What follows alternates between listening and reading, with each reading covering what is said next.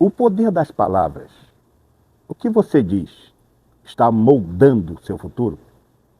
Talvez você não tenha ideia, mas tenha algo que você carrega todos os dias, no carro, no trabalho, em casa, até nos cultos, que pode construir o céu ou abrir as portas do inferno. Algo tão poderoso que é capaz de levantar uma vida ou arruinar por completo. Não, não é uma arma, não é dinheiro, é a sua boca. Sim, a Bíblia diz que a vida e a morte estão no poder da língua.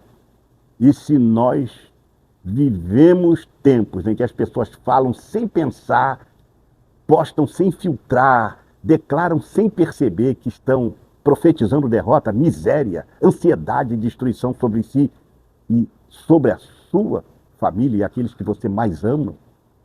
Quantas vezes você disse, isso não é para mim, ou eu sou um fracasso, meu casamento não tem mais jeito, meu filho não tem salvação? Cuidado, você pode estar escrevendo a história da sua vida com palavras que Deus nunca te autorizou a usar. Mas a verdade é, Deus não se move por reclamações, Deus se move por fé. E fé se manifesta com palavras. Foi com palavras que ele criou o mundo. Foi com palavras que Jesus expulsou demônios, acalmou o mar, levantou mortos. E é com palavras que você pode mudar o rumo da sua história. Hoje, você vai entender como a sua boca está moldando o seu destino. E porque é urgente aprender a falar com quem carrega a presença de Deus. Hoje, no Papo Generoso, vai te confrontar com uma verdade poderosa. O que você fala está moldando o seu futuro. Libere então palavras que constroem e não que destroem.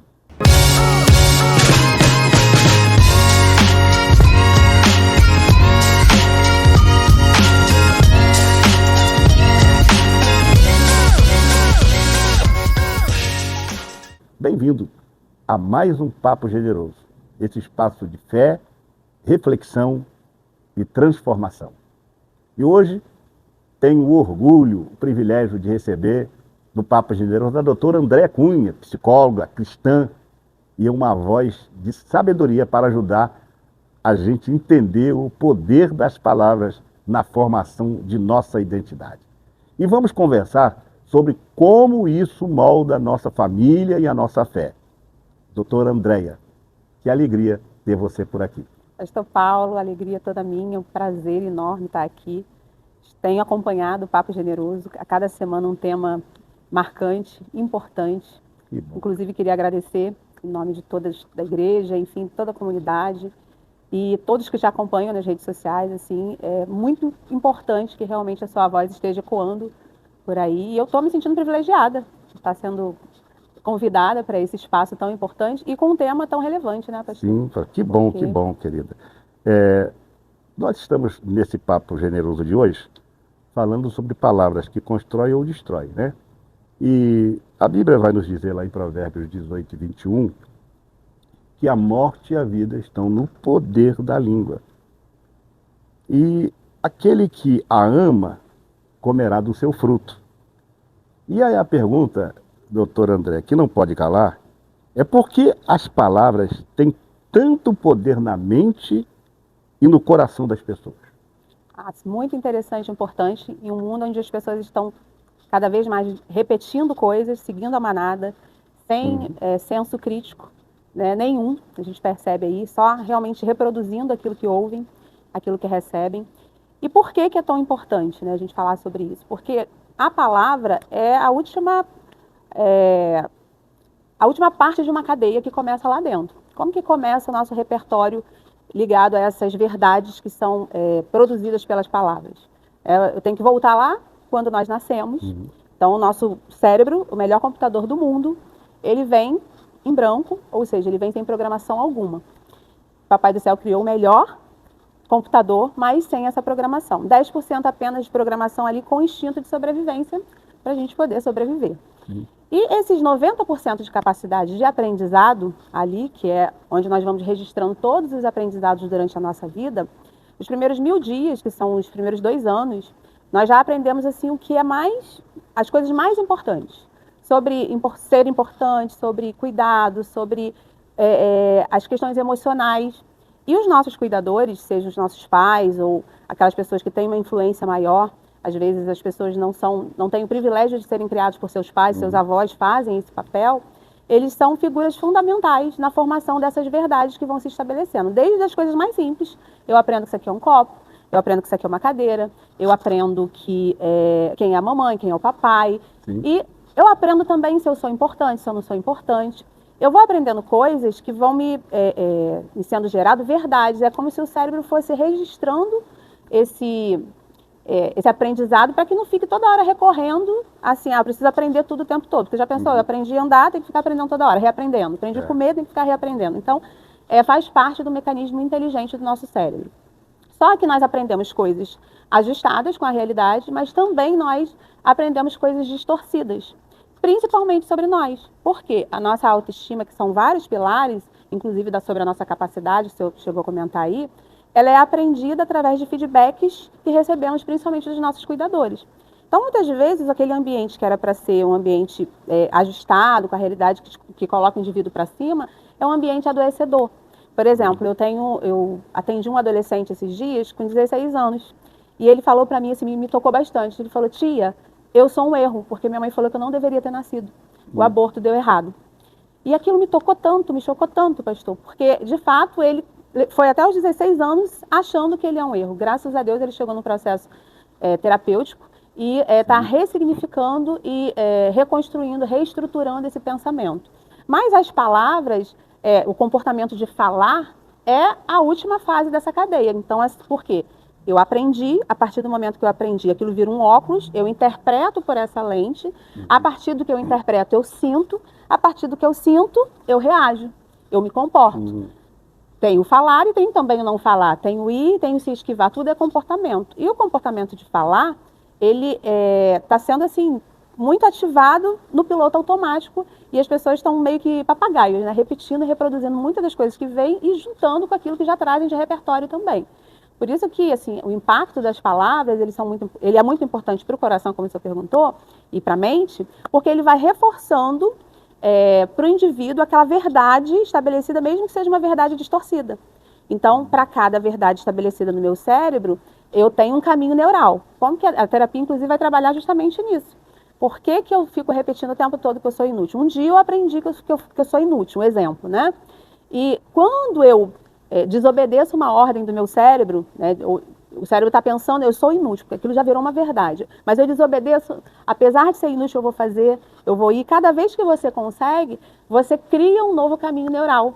Você confronta aquela verdade estabelecida e, através da palavra, você melhora. Então, assim, por isso que é muito importante, mas a gente precisa entender que a palavra, como as pessoas falam, mas é automático. Quando eu vi, já saiu. Não é assim que as pessoas falam? Exatamente. E não é.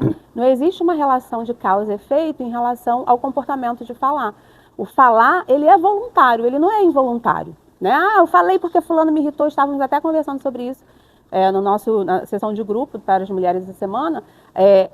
Às vezes a gente fala assim, eu falei porque fulano me irritou, ou eu fiz isso. Na verdade, não foi porque fulano irritou. Nós nos irritamos com fulano, porque a gente não precisa embarcar na emoção do outro, no comportamento do outro, porque esse ato de falar, e muitas vezes quando a gente fala nesse estado emocional, a gente acaba se arrependendo dessas palavras, é voluntário, eu posso escolher, só que isso precisa de treino e autoconhecimento. Eu preciso, para eu mudar qualquer coisa, né, eu tenho uma frase do Carl Rogers, que é um dos teóricos da psicologia que eu gosto muito. Ele fala assim, quando eu me aceito como eu sou, aí eu mudo. E por que a gente muda, já que a gente está se aceitando como é? Paradoxal. Por quê? Porque eu não consigo mudar aquilo que eu não posso ver. Eu olho, reconheço que tem aquela questão, aí sim eu vou colocar atenção para poder modificar. E é óbvio, né, que no nosso comportamento vai ser reverberado, porque não existe nada que aconteça aqui fora, pastor, que antes não tenha acontecido dentro primeiro. Né? Por isso que a maturidade emocional, a inteligência emocional, hoje em dia é algo valiosíssimo para as empresas, para as igrejas, tudo porque você lida com tantas pessoas altamente capacitadas, Pessoas que têm o know-how, né? Têm o conhecimento, têm a formação, o senhor mesmo, como líder, o senhor sabe disso. Poxa, aquela pessoa tão capacitada, mas o que acontece? Ela não sabe reconhecer as suas próprias emoções e não consegue conter essas reações, esses impulsos. E aí, pela palavra, acaba perdendo oportunidade, deixando de desenvolver excelentes trabalhos, deixando de potencializar amizades, enfim, crescimento, por conta da falta da inteligência emocional, principalmente reverberada nas palavras colocadas no tempo errado, de forma errada. Então, por isso que é tão importante, né? E tem esse impacto todo na nossa mente e no nosso coração, que eu chamo das nossas emoções. Muito bom. Que aula que a gente está tendo aqui, né? Agora, doutora Andréa, então a palavra, ela tem, quando ela é de afirmação ou de crítica, influência na autoestima, né? Na autoestima, nas crenças e também nas nossas decisões. Então, por exemplo, uma pessoa que ouve uma palavra negativa constantemente, isso pode afetar a autoestima, pode afetar também a tomada de decisão dessa pessoa e também as suas crenças. Porque ele pode entender, então, que o que ele pensa está, entre aspas, errado. Então, como é que essa coisa funciona? Ou seja, qual é a influência da psicologia das palavras? Assim, relacionado a isso, eu falo do ambiente que se recebe palavras negativas. Tem tudo a ver e tem muita conexão com o nosso comportamento, com as nossas escolhas, com tudo.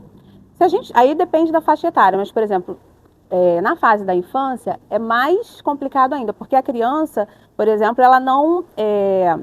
em nenhum momento ela duvida do que o adulto está falando. Se o adulto fala que ela é uma pessoa... Por exemplo, eu cresci num ambiente invalidante em relação à autoimagem. Então, um pilar da minha autoestima ligado à autoimagem foi sempre assim, eu preciso estudar porque é só isso que presta. Porque eu escutei, ouvi muitas pessoas da minha família me comparando e dizendo que, poxa, que bom que ela gosta de estudar, porque ela é tão feinha. E eu cresci acreditando de que a minha autoimagem realmente não era uma coisa legal, eu precisava ir para outro lado. Então eu cresci me escondendo e tive uma época que isso foi muito difícil, porque aquilo virou o quê? Uma verdade estabelecida. Como o senhor está falando, é uma crença. O que é crença? É aquilo que eu estabeleço como verdade. E o cérebro, ele tem muitas tendências a distorcer as coisas. Só que olha que coisa interessante, pastor. É mais fácil para o cérebro negar o mundo inteiro, tudo que for ouvindo depois, para confirmar aquela verdade já estabelecida, não é isso mesmo, do que ela se submeter a uma mudança. Só que a mudança é possível, né? E isso é uma coisa muito importante de falar. Da mesma forma que eu aprendo que eu sou, de repente, inútil, incapaz, ou cresci num ambiente invalidante, eu posso reaprender. Né? Até porque a palavra de Deus diz, lá em Romanos 12:2, e não vos amoldeis a este mundo, mas transformai-vos pela renovação do vosso entendimento. Cada vez que eu estudo ciência, pastor, mais eu creio na palavra de Deus, porque eu já estava lá. E se coloca dessa forma, o apóstolo Paulo escrevendo, se ele coloca dessa forma, é porque é possível você reestruturar, você renovar e você mudar esse pensamento rígido.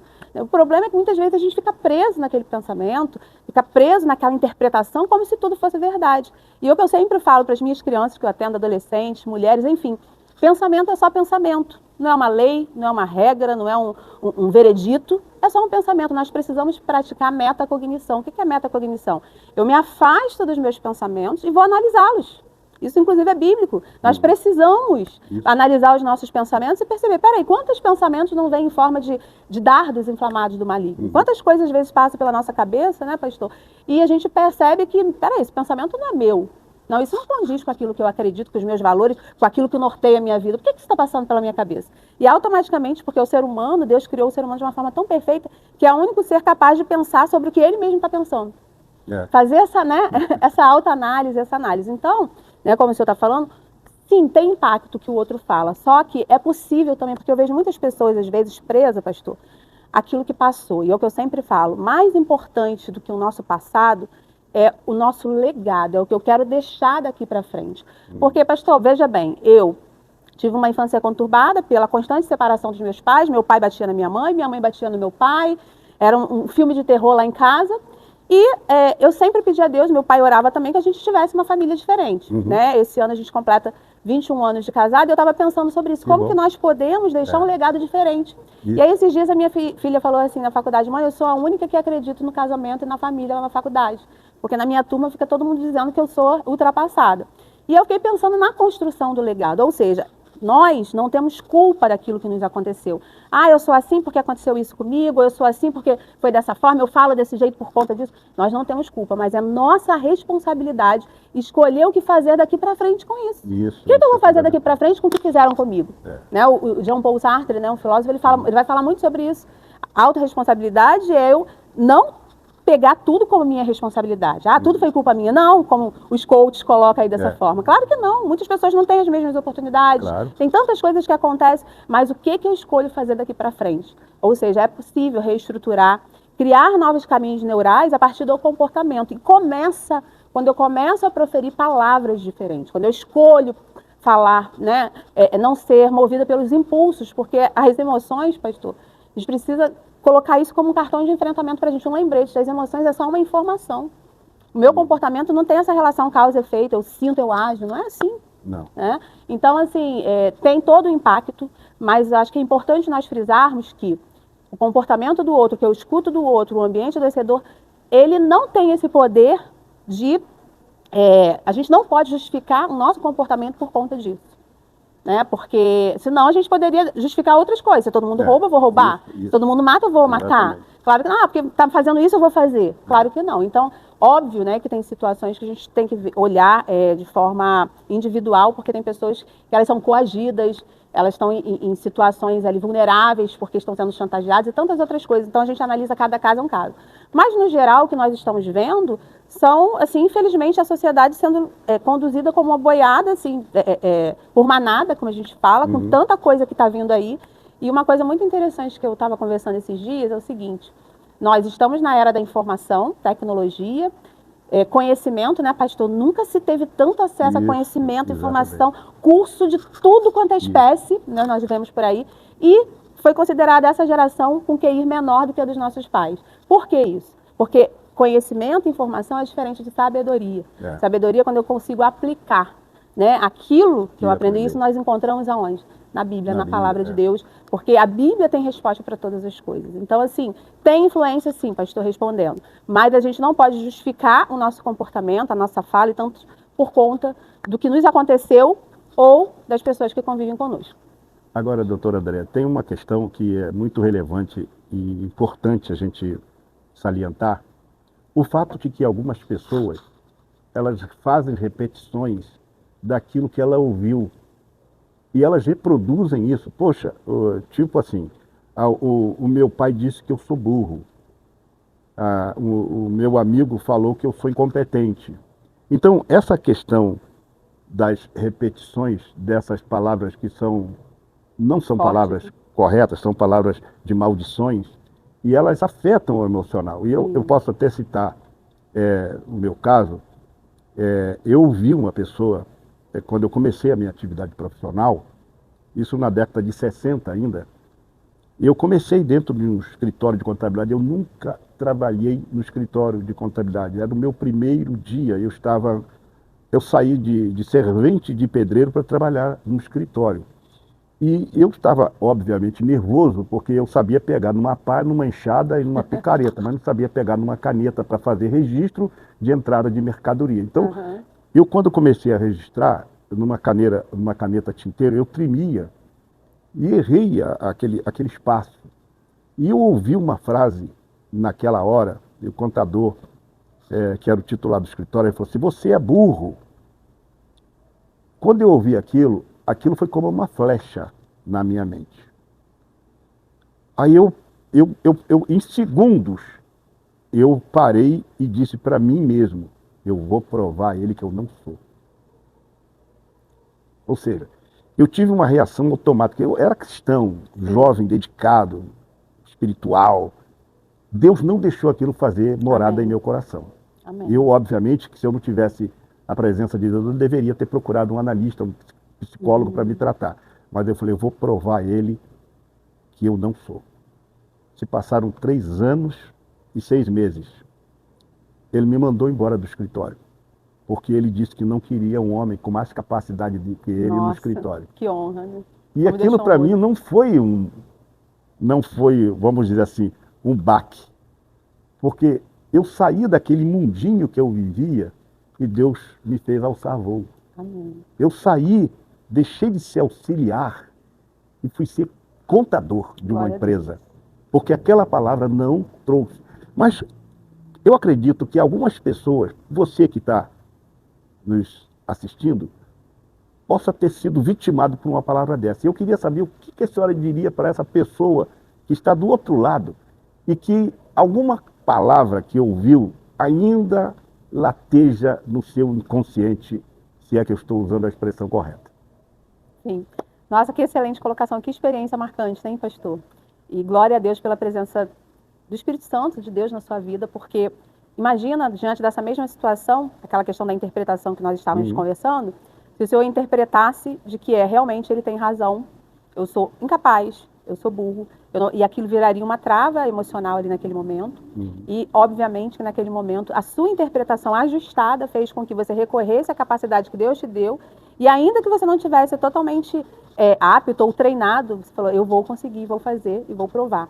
Mas quantas pessoas não têm acesso a esse repertório mental, não têm isso criado, e acreditam e não conseguem realmente evoluírem nas suas vidas pessoal, né, sentimental, profissional. Nós vemos muitos casos, muitas situações, por conta desses ecos, dessas vozes que, como eu falei, certamente, para essa palavra ter entrado como flecha, em algum momento linkou, né? Porque é muito comum que a gente tenha dúvidas em algum momento da nossa vida, porque quem nunca passou por situações ou foi confrontado, né, desde da infância. Mas, assim, o que eu tenho para falar é que a palavra ou a colocação do outro ou aquilo que veio como verdade, de repente, te ensinado, né? Porque crença é isso, é aquilo que eu aprendi como verdade, foi estabelecido. E como que funciona essa cadeia? Tem as crenças centrais, que é aquilo que eu aprendo de forma muito enraizada, está ali no meu DNA. A partir disso, tem as crenças nucleares, que são aqueles acordos ou aquelas questões que a gente vai fazendo conosco mesmo. E depois tem a questão dos pensamentos automáticos. Os pensamentos automáticos, eles estão sempre ligados às verdades já estabelecidas. Ou seja, tudo que eu interpreto a partir de algo que já tem dentro, não de algo que está fora, não vem de uma forma neutra. Só que nós precisamos criar o hábito de questionar as nossas interpretações sobre nós, sobre as pessoas, sobre o mundo. Porque muitas vezes nós perdemos a oportunidade de crescer, de ter uma boa amizade, de ter um relacionamento saudável e tantas coisas, porque nós vamos dando ouvido a essas vozes internas, essas verdades estabelecidas, ligadas a muitas distorções. O ser humano, pastor, ele tem uma tendência de ter mais de 20 distorções cognitivas, que são falhas na forma de pensar. Quer ver uma muito comum? Vou pegar as mais comuns aqui, mas o senhor já deve ter. O pensamento polarizado do tudo ou nada. Comigo é 8 ou 80. Vai ou racha, o preto ou branco é ou não é. O senhor já ouviu muita gente falando isso? Tirando o campo espiritual, da fé, que a palavra de Deus diz que para o crente tem que ser sim, sim, não, não, que passa disso de procedência maligna, tirando desse pilar espiritual, toda a nossa vida não acontece nos extremos, no polarizado, no tudo ou nada. Acontece no caminho do meio, o próprio Cristo, que assim é quem mais estudo em termos de personalidade, Cristo, realmente eu falo que é o meu estudo principal. Ele coloca isso nos ensinamentos com os discípulos, quando ele fala, olha, no mundo tereis aflições, mas tem de bom ânimo, eu venci o mundo. Ele fala em tantas situações que sim, é possível padecer sofrimento e, ao mesmo tempo, ser feliz, ter uma vida abundante. Sim. Ele fala de tantas coisas, ou seja, eu posso sofrer e ser feliz? Sim. Sim, claro. Né? Eu posso me realizar em algumas coisas, em outras não? Sim. Por que eu tenho que viver nos extremos do tudo ou nada? Se não for dessa forma, vai ser dessa forma. E isso nós vamos aplicando para todos os nossos relacionamentos. Eu estava atendendo uma paciente esses dias, com pouco tempo de relacionamento, e ela trouxe algumas regras rígidas para esse relacionamento. Se não for dessa forma, eu já dei o prazo, vai acontecer isso, vai acontecer aquilo. E aí eu perguntei quanto tempo tinha de relacionamento, aproximadamente 2 meses e meio, quase 3 meses. Aí eu falei, mas por que você está cobrando tanto de um relacionamento de tão curto prazo? Porque é muito intenso. Eu trouxe até a analogia de um bebezinho. Eu falei, olha, quando nós temos um bebezinho, eu lembro que com 3 dias de nascido dos meus filhos, e o senhor sabe como pai, é tão intenso essa relação que parece, a gente nem lembra da vida sem eles. Parece que sempre existiu. Mas o fato de ser intenso não significa que tem lastro que é forte, que é fortalecido no sentido de experiência, de tanto conhecimento que a gente ainda vai ter ali daquele bebezinho, de como vai ser e vice-versa. Então, eu estava falando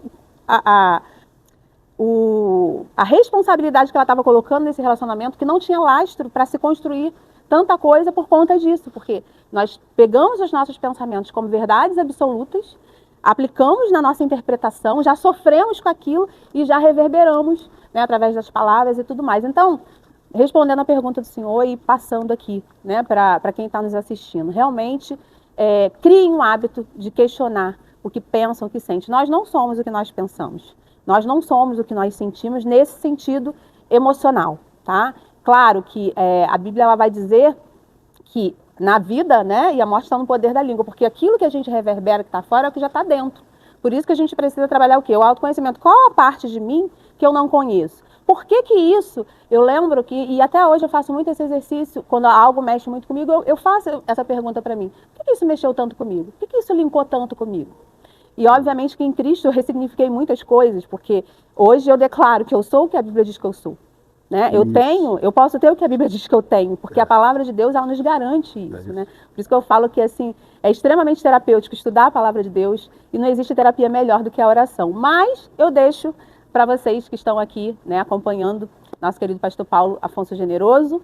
Sei que ele tem muitas experiências e, enfim, tanta sabedoria e conhecimento que eu tenho aproveitado aqui na escola bíblica, em tantos outros momentos, mas quero deixar essa palavra, essa dica. Tá? Não acredita em tudo que você pensa. Sim, mas doutor André, tem uma questão muito importante também, que é falar sobre a autoimagem. E aí, eu vejo que há muitas pessoas que têm uma autoimagem negativa de si mesmas. Claro, né?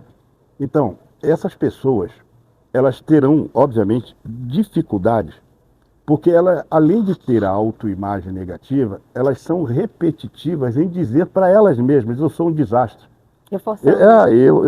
Nada dá certo para mim, eu não consigo, eu já tentei, mas agora eu não vou tentar mais.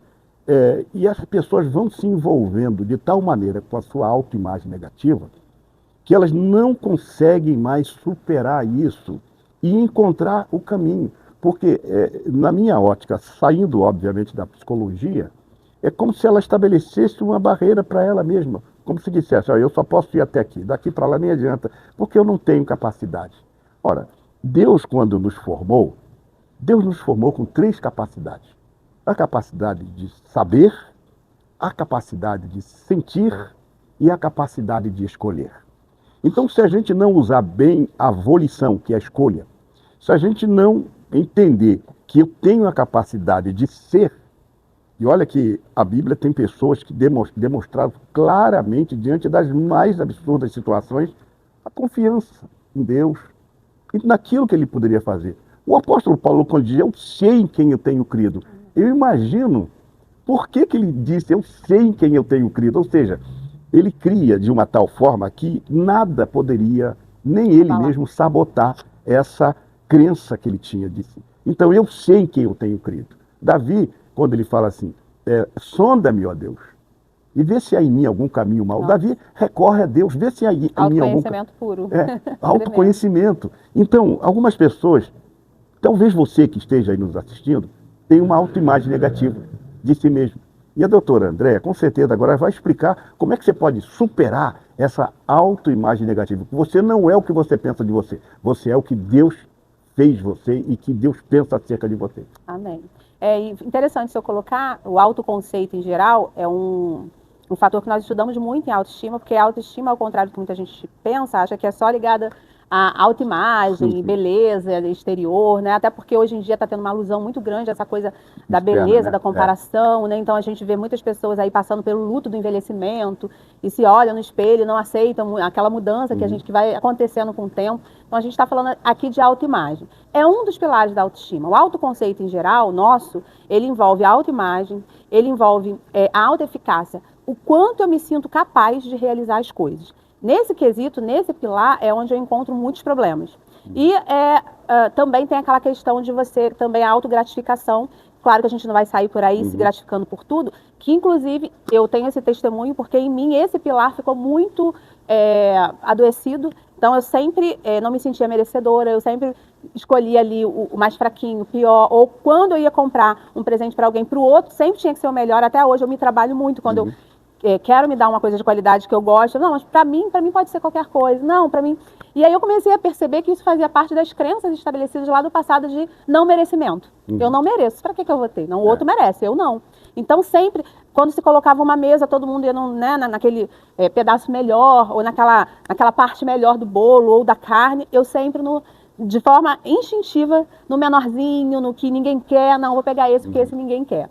E aí, com o tempo, com o autoconhecimento, eu fui percebendo que um dos pilares da minha autoestima também estava prejudicado. Agora, o autoconceito é a mistura disso tudo. Por que eu falei que o pilar da autoeficácia, que é o quanto eu me sinto capaz de realizar as coisas, é um que a gente precisa colocar muita atenção? Porque a partir do momento que eu tenho um conceito de que eu não sou capaz, de que eu aprendi, em algum momento, com os feedbacks que eu recebi, montei meu self, minha autoimagem, a visão que eu tenho de mim mesmo, de forma distorcida, de que eu não sou capaz de aprender, de que eu sou burro, de que eu não mereço ser amado, de que eu não tenho esse valor, tudo isso vai se tornando verdade, e por isso que a gente entra numa batalha conosco mesmo, porque quantas vezes, por mais que o outro fale, olha, que bom, e eu não estou falando aqui da falsa modéstia ou da pessoa ser humilde, né, como o senhor tem essa humildade, tem muito conhecimento, é um mestre nosso, mas a gente percebe que o senhor não usa isso para se sentir melhor do que ninguém, pelo contrário. Mas a dificuldade da gente reconhecer a nossa capacidade, a capacidade que Deus nos deu de desenvolver habilidades, prejudica o nosso desenvolvimento, né? Então, se eu fosse falar sobre autoconceito em geral em relação à autoestima, se eu fosse falar, não estou falando, né? Eu diria para colocar mais atenção nesse pilar da autoestima chamada autoeficácia, que é o quanto ou eu acredito na minha capacidade ou eu duvido da minha capacidade de fazer. Por conta dessa visão, dessa crença distorcida errada, muitas pessoas deixam de assumir compromisso. Dentro da igreja você vê quantos talentos que a pessoa não pega porque ela não se sente capaz. Não, pastor, eu prefiro nem fazer, porque se for para fazer assim, eu prefiro nem fazer. E esquecendo que a gente precisa de lastro, de tempo fazendo para ir melhorando, para ir desenvolvendo. Ninguém começa bom, ninguém começa maravilhoso, ninguém começa sabendo de tudo. Primeiro eu faço hoje, amanhã eu aprimoro. Tenho certeza que no seu programa você tem feito isso, cada dia você vai aprimorando mais. Né? Porque não, o problema é que a gente não aprendeu dessa forma, é como se a gente precisasse chegar pronto para as coisas. E aí, como nós estamos nesse universo agora, né? Eu costumo dizer que o nosso contexto não está favorável para ninguém. Não está. Porque você olha e você só vê o quê? O mundo perfeito das pessoas. Perfeito. Você vê recortes. Você não vê o processo. E muitas coisas que nós vemos, não é que seja mentira, mas é só um recorte, é só um pedaço. Como que é o processo? O que tem por trás? Esses dias alguém falou assim, essas fotos de família rindo na internet é tudo mentira. Eu falei assim, não, gente, a foto em si pode ser verdade. Agora, o que aconteceu antes, as minhas fotos rindo com meus filhos quando eram pequenos, antes era uma tragédia, porque ninguém ficava quieto, jogava tudo para tudo quanto é lado. E aí até sair aquela foto, misericórdia. Quer dizer que a foto é mentira? Não. Mas tem um processo. E tem muitas coisas que são realmente mentira. E aí o que a gente faz? A gente compara a nossa realidade, o nosso bastidor ali, né, onde nós estamos percorrendo ainda aquele caminho, né, do crescimento, com alguém que já chega pronto, ou com aquilo que se apresenta como muito bonito. E a autoestima ela é muito, muito importante nesse aspecto, porque uma pessoa com autoestima desajustada, pastor, não é um bom membro, não consegue dar tudo que pode, não é um bom filho, não é uma boa, não consegue dar para o outro, né, porque ele precisa cuidar dele mesmo, ele precisa ajustar. E algo tremendo que nós aprendemos lá em Gênesis, qual foi a primeira palavra quando o homem foi criado? Façamos o homem a nossa imagem e semelhança. Eu paro para pensar nisso, pastor, eu fico pensando, Deus é tão misericordioso que mesmo que eu não me pareça por imagem, pelo menos por semelhança. Por semelhança. E é algo tão tremendo. Esse dia eu estava conversando com as meninas lá do grupo terapêutico, porque eu tenho uma paciente que adotou três crianças pequenas e agora já estão grandes. E eu acho eles super parecidos, parece que os 3 filhos são biológicos. E aí eu fiquei pensando, né, e refletindo sobre isso, por semelhança de tanto conviver, né, você passa a ser parecido com a pessoa, né, e é isso, esse é o meu desejo, que nós nos parecemos com Cristo, que a gente tenha uma intimidade, um relacionamento com Deus, com Cristo, tão tremendo, de forma que que foi o que aconteceu com o apóstolo Paulo, que o nosso passado, ou as experiências, ou o sofrimento que foi nos causado, não seja algo preponderante, algo, né, que realmente seja algo que seja considerado na atualidade. Por quê? Porque Cristo, ele faz nova todas as coisas, né? Então a gente precisa, como o apóstolo Paulo falou, né? Então, embora você tenha tido um passado difícil, ouviu muitas palavras, né, enfim, de desânimo, né? São aquelas palavras que é para colocar para baixo mesmo. Como essa que eu falei para o senhor, desse adolescente, tia, eu sou um erro, eu não devia ter nascido. O aborto não deu certo, né? Então, assim, Ele reestruturou de que a vida dele tem significado, tem sentido sim. Por quê? Porque ele criou um novo caminho neural através da psicoterapia, ele conseguiu. Mas nós já temos tudo aqui, porque nós temos a palavra de Deus. Nós sabemos que em Cristo nós somos nova criatura. As coisas velhas passaram, eis que tudo se fez novo. O apóstolo Paulo, ele traz tantos ensinamentos, eu falo com as meninas do grupo terapêutico, que é meu objeto de estudo, o apóstolo Paulo, né? Porque o que ele fala? Esquecendo-me das coisas que para trás ficam, prossigo para as que estão adiante de mim. Ou seja, a gente precisa parar de... O passado, ele é importante sim, mas ele serve para nos ensinar. 10% pega o passado para aprendizado. 60% de uma forma saudável, segundo a psicologia, você deve estar no presente, que é a coisa mais difícil que tem, tá, pastor? Hoje em dia, estar aqui no presente, olho no olho, fazendo isso que nós estamos fazendo, é a coisa mais rara do mundo. As pessoas estão no piloto automático, elas estão sempre com a cabeça ou no que passou ou no que virá. E nenhum dos dois tempos nós temos poder para estar. O que já passou, passou, e o futuro, a Deus pertence, porque eu nem sei se amanhã eu estaria aqui. Então, assim, muito importante a gente não desconsiderar o nosso passado, mas aprender com ele e entender que nós podemos sim escolher o que fazer a partir de agora e construir um futuro diferente e principalmente um legado, para que as próximas gerações possam perceber que mesmo em situações difíceis, com dificuldades, é possível ressignificar a nossa vida em Cristo. E ainda que a gente não consiga tudo que a gente quer nessa vida, nós não esperamos nessa vida, né? Nós esperamos na vida eterna. Então, esse é o meu recado, eu deixo, né, para os seus seguidores aqui, para o pessoal que te acompanha. Eu ainda vou explorar um pouquinho. Vamos explorar? Meu Deus! Porque tem um lance na Bíblia que me chama muito a atenção. É quando Davi propõe enfrentar o gigante. E ele, propondo enfrentar o gigante, ele vai perguntar para as pessoas o que o rei vai dar a quem vencer aquele gigante. Nós já pregamos sobre esse gigante, a altura que aquele homem tinha, o peso que ele tinha, a lança, tudo. Mas quando Davi se propõe, as pessoas não poderiam acreditar nele. Então o rei, como não tinha ninguém, só Davi que queria enfrentar, ele vai até o rei Saul e Saul disse: olha, meu filho, você não pode enfrentar o gigante, porque você ainda é muito jovem. Olha o seu tamanho. Olha o seu tamanho, a sua capacidade. Ele falou assim: rei, deixa eu te falar uma coisa. Olha, eu, teu servo, apacentava o rebanho do meu pai. Ele me delegou a responsabilidade de cuidar do rebanho. E veio um leão e um urso, e eu saí após ele, lancei mão da sua barba, e o matei e o feri. Olha que reação psicológica poderosa, na minha visão de pastor, diante de uma realidade, diante da fala das pessoas de que ele não tinha competência, os irmãos dele dizendo que não tinha. Contexto todo desfavorável. Totalmente desfavorável, mas não. A experiência que ele teve foi uma mola propulsora, e o rei ainda falou assim: então, diante disso, eu não tenho mais o que te perguntar, vou te colocar o meu manto aí, colocar o meu aparato sobre você para você enfrentar. Aí ele disse: olha, não dá para andar com isso aqui não, deixa aí eu fazer do meu jeito. A autoconfiança de Davi, na verdade, está linkada com a confiança em Deus.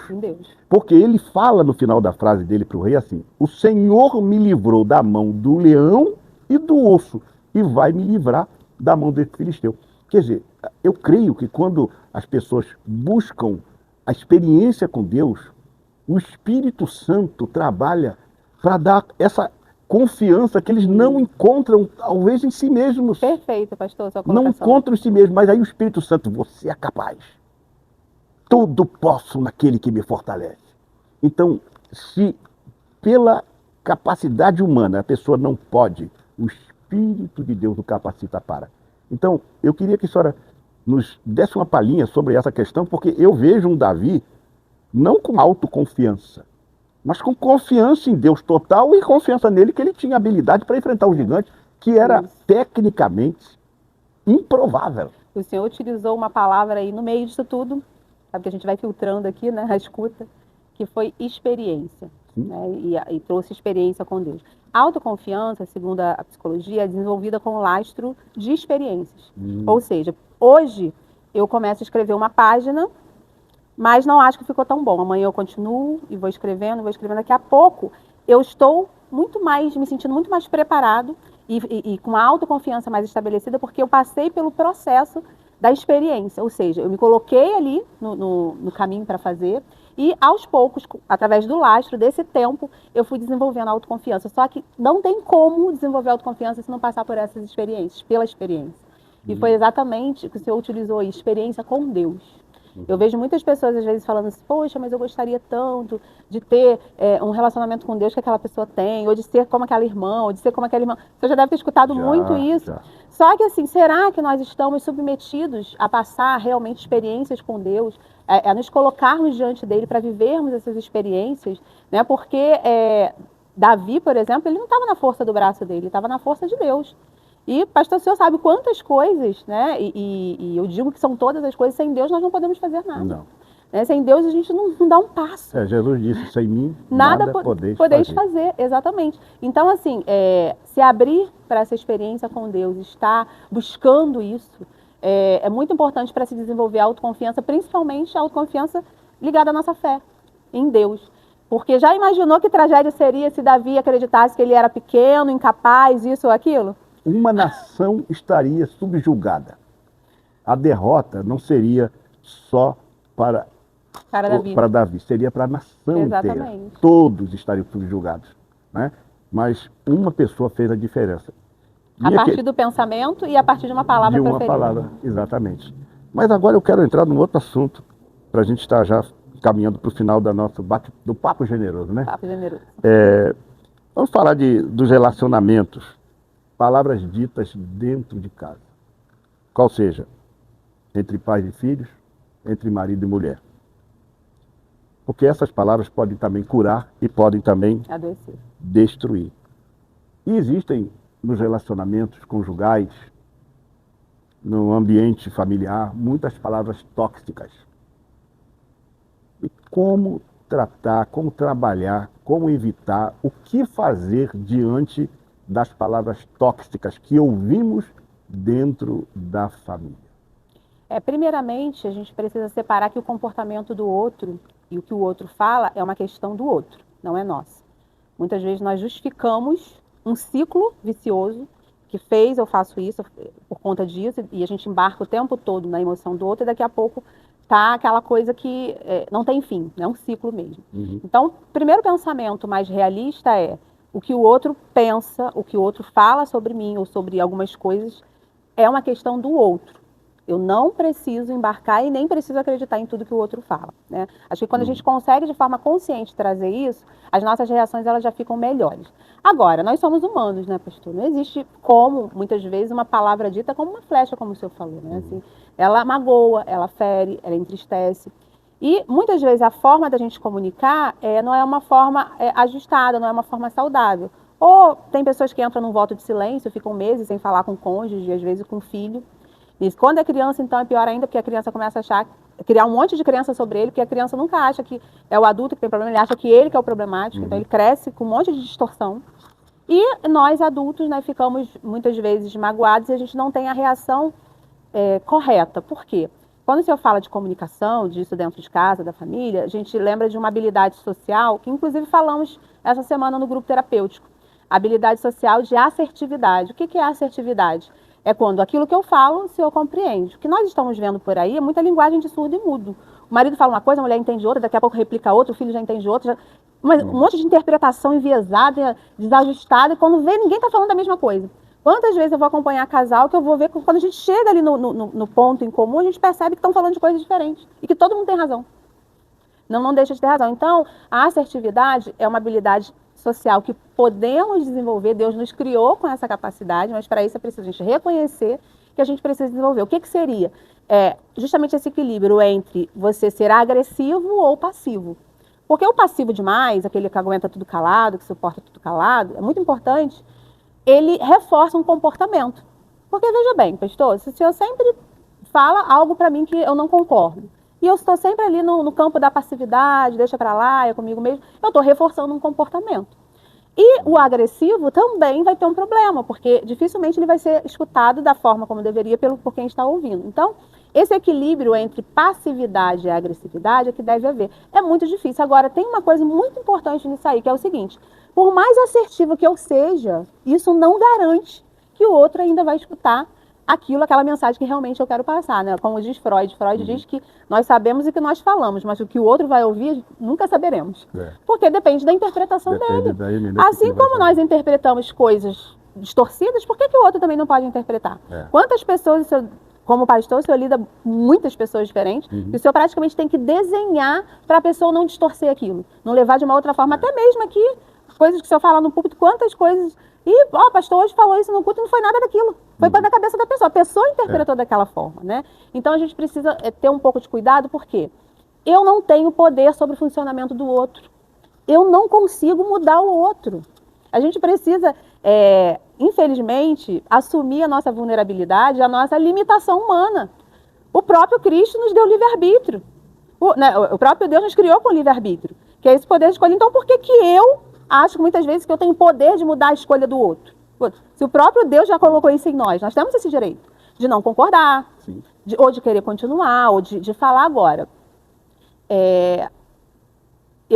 A partir do momento que eu me conscientizo que eu não tenho esse poder de mudar, de fazer o outro, mas eu consigo mudar o meu comportamento, eu consigo não ser passiva na hora que não precisa ser, não ser agressiva na hora que... Isso realmente ajuda na questão saudável do relacionamento e da comunicação, pastor. Porque assim, eu vejo muito isso, né? As pessoas chegam no consultório, até falei isso no encontro de casal. Eu estou muito chateada porque ele deveria saber isso. Acho um absurdo não me perguntar. Ou como se a pessoa tivesse que ter uma bola de cristal para adivinhar o que a outra pessoa quer. Só que tem coisas que são óbvias e você sabe que precisam ser ditas. Às vezes a pessoa, né, é desligada, ou a pessoa realmente não está dando atenção, então fala assim. Esses dias eu recebi falei até no encontro de casal, que falou assim, só fez, eu fiquei chateada, porque fez, mas só fez porque eu falei. E aí a gente parou e falou assim, não, a pessoa não fez porque você falou, a pessoa fez porque queria fazer. Porque, pastor, quantas vezes nós falamos para o outro que a gente não quer e a pessoa não faz? Então, quando a pessoa faz, é porque ela quer fazer. Ela quis fazer. A gente precisa sair desse lugar, às vezes, de vítima, disso, daquilo, e entender qual é a nossa parte nesse diálogo, nessa comunicação dentro de casa. Vamos nessa habilidade social de assertividade, né? A passividade é quando eu aceito aquilo que eu posso mudar. Então, se eu aceito que a pessoa me trate com desrespeito, façam tantas coisas, eu estou sendo passiva naquilo que eu posso melhorar.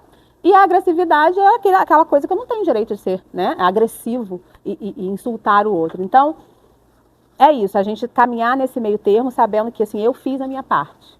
Agora, o que o outro faz, o que ele vai escolher, é uma questão do outro. E, claro, entender os momentos certos, a sabedoria na hora de falar, porque uma pessoa muito dominada, por exemplo, pela raiva, a raiva ela chega na corrente sanguínea em 6 segundos. Ela não vai ouvir o que você fala. De forma alguma, você vai jogar pérolas aos porcos, por melhor que você explique. Por isso que é importante a gente fazer uma pausa, a gente esperar um outro momento, a gente ter uma habilidade de comunicação mais assertiva, até no sentido da crítica. Estávamos conversando sobre isso no grupo terapêutico. Foi justamente sobre habilidades sociais com Ruth que nós aprendemos, que cada semana a gente está aprendendo com uma mulher da Bíblia. E como que a gente consegue desenvolver isso?